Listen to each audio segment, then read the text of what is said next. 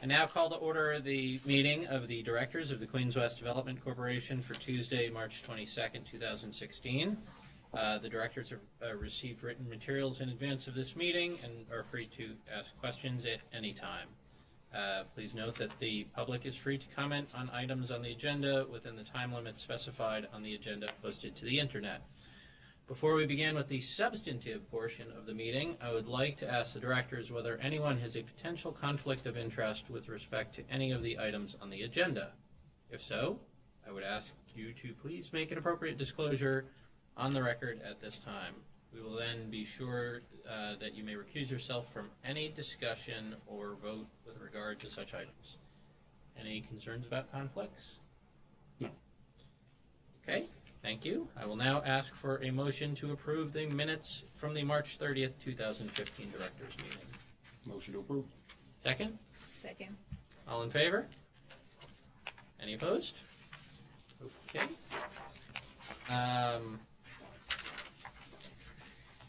Thank you. I will now ask Alexis Offen to present the Queens West budget for fiscal year 2016-17 for consideration by the directors. Thank you, Joe. So if you turn to 2A in the board books, your board materials include the proposed Queens West operating budget and capital expense authorization for the next year. There shouldn't be any surprises in the budget for this year, and indeed it is getting smaller in many respects. The capital expense authorization for 16-17 is approximately $1.7 million, which reflects a decrease of 68% from last year.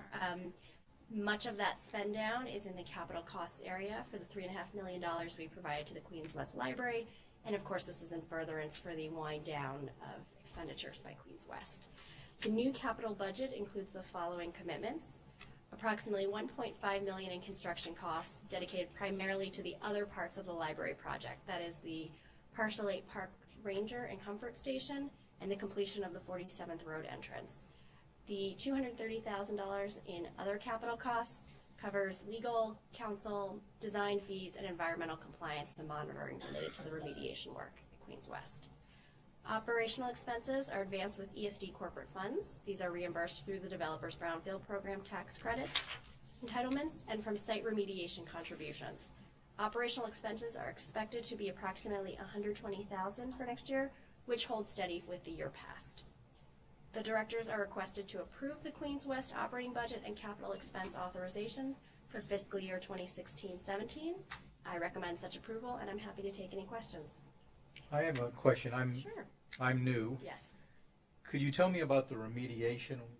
Sort of what is it and where is it? And Yes, I would be happy to, but a more erudite and complete answer would come from our counsel, Simon Wynn, who's been with this project even longer than I. Alexis, you Simon? get bonus points for using erudite. Oh, thank you. And Simon gets more points for being able to answer this and give some more context. Can you do so? Well, I hope I'll be appropriately erudite. The Queens West project is largely built on the site of a former manufactured gas plant and coal tar plant in Long Island City. When the Queens West project was started, that the area where it's now located was literally a wasteland, and early analysis of the conditions out there showed very heavy coal tar and petroleum contamination, such that the project as a whole entered into a series of cleanup programs with the state of under the auspices of the state of New York Department of Environmental Conservation. Those started as parts of it involved the voluntary cleanup program, which preceded the brownfields cleanup program, and 3 sites were originally in the voluntary cleanup program. That was parcels 8 and 9, and the section of Center Boulevard that runs between parcels 8 and 9. We were co-volunteers. Queens West Development Corporation was co-volunteers with Avalon Bay Communities, who were the designated developer for parcels 9 and 8. And we were the sole, But eventually, the brownfields cleanup program got underway, and the voluntary cleanup agreements that we had with state DEC were transferred into the brownfields program. So that Avalon got brownfields tax credits, which they share with Queens West and thus with the Port Authority, and Queens West Development Corporation became the sole volunteer for the Center Boulevard site, and that's because there was no reason to transition into the brownfields program, because Queens West, being the state, doesn't pay state taxes anyway. So we have received certificates of completion and no further action letters on all of those 3 sites. There is still some monitoring that Queens West Development Corporation is required to do on the Center Boulevard brownfield site. So that monitoring is part of the environmental expense outlay that Alexis just referred to. I believe $120,000 worth of expense. Yeah, there you go. So that's our responsibility in that section of the Queens West site. Stage 2 of the Queens West site, which comprises the northern part, it was always intended to go into the brownfields program, and it did. And the cleanup there was funded by the successful respondent to the RFP for those development parcels, which are parcels 1 through 7, which was originally Rockrose Development and later became largely TF Cornerstone, which TF Cornerstone owns 6 of the 7 properties there, and the old Rockrose owns one of the properties. The agreement between Queens West Development and what was then Rockrose provided that Rockrose would be entirely responsible for the remediation of that whole northern site, which was largely originally under a Pepsi bottling plant, which is why the Pepsi sign's there to this day. That was an enormously expensive and very protracted remediation.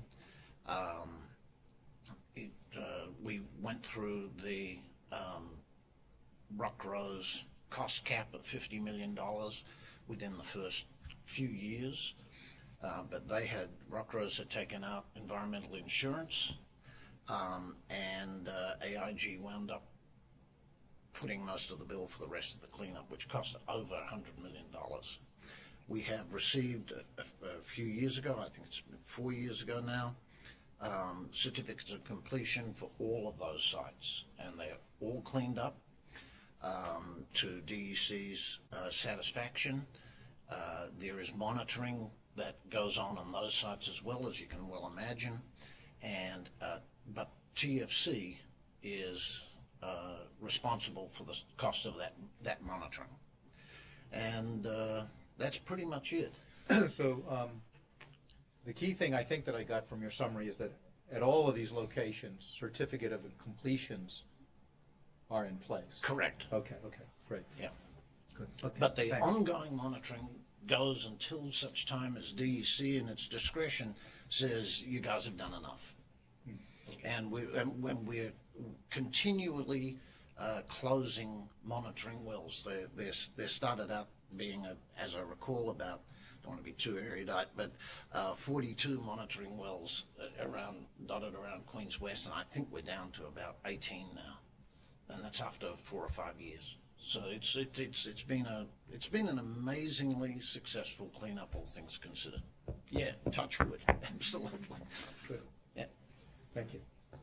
Other questions? Alexis, just in terms of the capital budget, is this library project the last major capital expenditure that we can expect to see? Yes. So if all goes well, this is for the record, we'll be coming back next year and A talking much about smaller. a notable capital Indeed, allocation yes. or capital budget expenditure. When Okay. will the library They are anticipating a February completion, Oh, that's nice. 11 months from now, yes. And we will be paying out for those 2 last pieces on a reimbursable basis, so as we're continuous, we'll move along. I think it'd be fair to say with the kind of retooling of the Queens Library Board, the appointment of the new executive director, and I think the focus of City Hall and the Queensborough president, who we've talked to on this, I think the project is really in a position where it's moving now. Yes. Right. At last year's meeting, I had to report that the project was considerably delayed because of the Queens West Board shakeup and value engineering that they did. But as Joe said, everything seems to be in place, and Simon and I have been out to the site. It's well on its way to going up, and we will Who's the continue to architect? monitor. Hull. Stephen Hull, yes. Stephen Oh, Hull. wow. Yes. Yeah, It's it going to seems- really be a real marquee site. Very I'm happy to send you renderings impressive. if you want to look it up online, and I'd you will love to certainly see it. all be invited, I am sure, to the grand opening. So, Great. yeah, very excited about it. Maybe this is a good moment too to just say that with new board members and whatever, it would be Yeah. great to have we could go Great on a idea. tour. I'd love to That do would be that. great. Because I had some involvement when I was at city planning in the 1990s on this, Yeah. and I haven't really, I've been by, so I've seen some I wonderful. think the things library would going be really happy to do that. I can Sure. reach out to them. And the other sites, the buildings, they're really, it's really fascinating what's This happening. is a great example of a project that's near complete, and that has helped spur, the next round of development with Hunters Point South. So I think it's a great success story, and Simon, that's a terrific idea. Yeah, no, Okay. we'll do it. Plan it for the Arrange it. spring. Coordinate. It's great. We do so. Any other questions on the budget? Comments on the budget? If not, and I guess I should ask if there's any comments from the public on the budget. Not, I will entertain a motion to approve. Motion to approve? Second, Second? all in favor? Aye. Aye. Okay, so, thank you. I will now ask Simon Nguyen to present an item related to the approval of our revised procurement guidelines for the corporation. Simon, whenever you're ready. Thank you, Joe. It's going to sound a little ridiculous to adopt procurement guidelines, given what we've just heard, but nevertheless, we're required to, all ESD subsidiaries are required to approve annually procurement guidelines pursuant to the Public Authorities Law, and so all ESD subsidiaries will be doing so in the course of the next couple of weeks.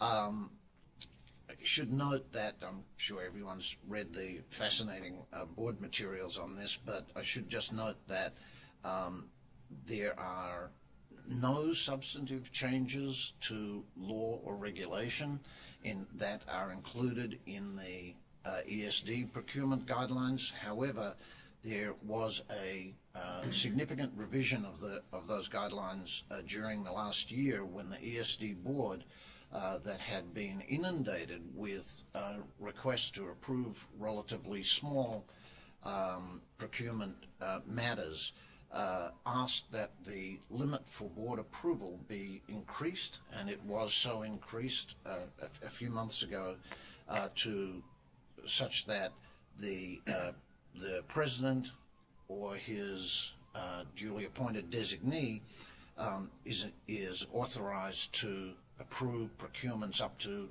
and including $250,000, and it's only above $250,000 that the board must act. There's an exception for that for personal services contracts that go for more than 1 year, which are required to be approved annually pursuant to another provision of the Public Authorities Law.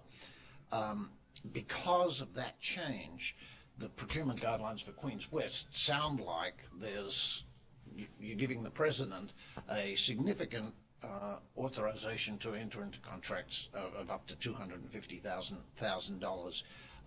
The record should reflect that no such approval is going to take place without the approval of the board in writing. And of course, from Alexis's budget, there's no procurement remotely contemplated in this next year that would come close to that sum, or even 1/5 of that sum. But we don't have much flexibility on that matter because we're required to approve the guidelines every year. I just wanted to point out one other point of procedure, which is the ESD board is meeting later this week on Thursday and will be asked to approve the guidelines in the form that they're in your materials. But of course, the board has the authority to change those guidelines and decline to approve something or other. We don't anticipate it, but you never know. And under those circumstances, we would, with due notice to all the directors, we would change or conform the guidelines approved here today to those approved by ESD on Thursday, assuming that they are approved on Thursday. And that would be done nunc pro tunc, in other words, then for now, as if they'd been approved today. If anyone has any questions about the guidelines, be happy to hear it. So can't be very erudite on that one. Okay, so no questions? No questions. Can I entertain a motion to approve? Motion to approve. I'll take that as a motion. Second. All in favor? Aye. Any opposed? Okay, thank you. I'm now going to ask Alexis to provide the president's report. Okay, thank you, Joe. To be honest, we've covered a fair amount of the president's report in your questions about the library and the brownfields. But let me just take this opportunity to note that in Queens West, we've made a lot of progress since last year, particularly on the library component. And we should talk about the other pieces of the project that remain, which is really the parks, the streets, and the sewers, and our progress there. Since our last meeting, I am pleased to report that the State Parks Department has recorded all of the deed documents for all 6.5 acres of Gantry State Park, placing the park firmly in the state parks jurisdiction, which is an important transition for us. As you may recall, we have also undertaken a number of repairs to park elements in response to Hurricane Sandy. All repairs are complete, and we are continuing to work with FEMA on the reimbursements for that work. To date, we've received approximately $200,000 from FEMA, and we anticipate receipt of the final $53,000 in reimbursements soon. That work covered repairs to damaged lighting and to the children's spray park.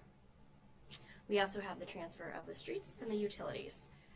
Another milestone for us is that since our last meeting, we have transferred our storm and sanitary sewers to City DEP. This is another big component that we now have off of our books, off of our jurisdiction, into very good hands and appropriate hands of that. Now that we've finalized work and transferred ownership for the parks and the sewers, the last piece is the streets. And Simon, Wynn, and I are in much contact with City DOT and the City Law Department about how we can engage on that street transfer. We're having ongoing discussions with them, and we're hopeful to have all of their remaining concerns addressed soon. A large part of their concerns are that some of these streets are on brownfield sites. What would that mean for the city in terms of monitoring and compliance and reporting? And we're working to assuage their concerns in that regard, and we hope to have an agreement soon. We'll be meeting with the city in the coming weeks on our latest proposal to that effect. And I'm happy to talk to you anytime offline about this, and we'll hopefully have an update to an agreement soon. In terms of our finances, at our last meeting, the directors moved to lower Queens West's project-wide contingency from $1 million to $200,000. This past year, we had approximately $30,000 in expenditures from the contingency, which were used primarily for work related to the sewer acceptance. We had to do some video inspection of the sewers and some cleaning of the sewers in order to get the materials accepted. And we also undertook a gate repair at the playground and a street lighting survey that was required by City DOT. The remaining $170,000 in contingency balance is available for any unforeseen additional repairs and construction needs. Finally, Queens West and TF Cornerstone maintain the infrastructure fund for Stage 2 works, and we have a balance of $1.8 million for in-scope construction work, which would really be on an as-needed basis at this point. So I'm pleased to say that Queens West continues to flourish with the library well underway and the final transfer of the streets ahead of us, and I look forward to providing you with future positive updates. Thank you very much. Thank you, Alexis. Thank you. Any questions? The streets are mapped city streets? Or They not? are. Yeah, okay. Good.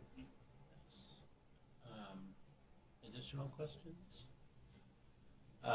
Just want to say a special thank you to Simon and Alexis. I know Yes. that a lot of the work on the sewer, on the transfer of the sewers and in infrastructure to DEP has been a long time in the making. And I'd like to thank Peter Toper as well, Barbara Hill. Peter, absolutely, Peter. Peter and- has been tireless yes, as our head of, definitely. our project engineer on this. Also for the collective work that's been done to get the parkland or the open space to the Parks Department. I think that you guys have worked well to try to wind down the different elements of Queens West, and will continue to do so. Thanks to Max and Kathleen. Another part of the wind down is the finances, and I know you guys have been hard at work, and I know that there was a call yesterday to kind of talk about how we close things down from a financial standpoint. So thanks to all, it's a team effort. Thanks to our partners at the Port Authority, and we look forward to closing this down with you in a way that works for everyone. Terrific. Any other questions, comments? Are we missing anything? If not, I'll ask if there's any public comments at this point. If not, I'll entertain a motion to adjourn. So moved. Second. All in favor? Aye. Aye. Done. Thank you.